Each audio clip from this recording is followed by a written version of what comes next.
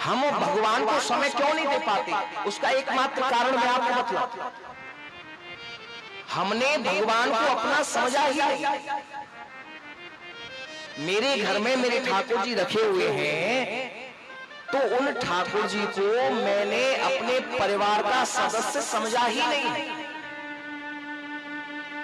अगर मैं इन ठाकुर जी को, अपनी राधा रानी को, अपने कन्हैया को अपने परिवार का सदस्य मान के चलूं और परिवार का सदस्य मान लूं, तो मैं अपने परिवार में अपनी पत्नी को जिस प्रकार समय देता हूं, अपने बच्चों को जिस प्रकार समय देता हूं, उसी प्रकार जब मेरे परिवार के सदस्य हैं, मेरे परिवार के बालक हैं, तो इनको समय देना स्वतः ही चालू हो जाएगा।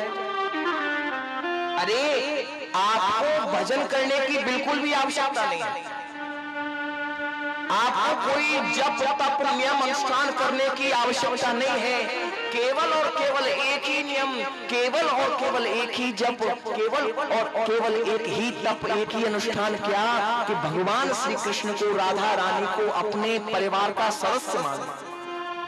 और जब मैं अपने परिवार का सदस्य मान लूंगा, तो जिस प्रकार मैं अपनी पत्नी को, जिस प्रकार मैं अपने बच्चे को, जिस प्रकार अपने व्यापार को समय देता हूं, इनको समय देना प्रारंभ कर दो, बस हो गया भजन। अरे मैं अपने बच्चों के लिए उचित व्यवस्था करता हूं, मैं अपनी पत्नी के लिए उचित व्यवस्था करता हूं, इनके लिए उचित व्यवस्था प्रारंभ कर दो, हो गया भजन। मैं बाजार में गया, मैं अपनी पत्नी के लिए सुंदर सुंदर वस्त्र खरीद के ला रहा हूं, बालकों के लिए सुंदर वस्त्र खरीद के ला रहा हूं, तो ये भी तो मेरे परिवार के सदस्य हैं, इनके लिए खरीद कर लाना प्रारंभ कर।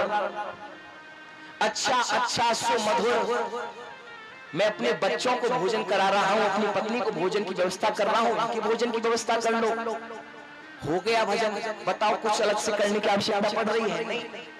वही क्रिया जो आप नित्य अपने दिवस में करती हैं, वही क्रिया भगवान से जोड़ दो, बस हो गया भजन।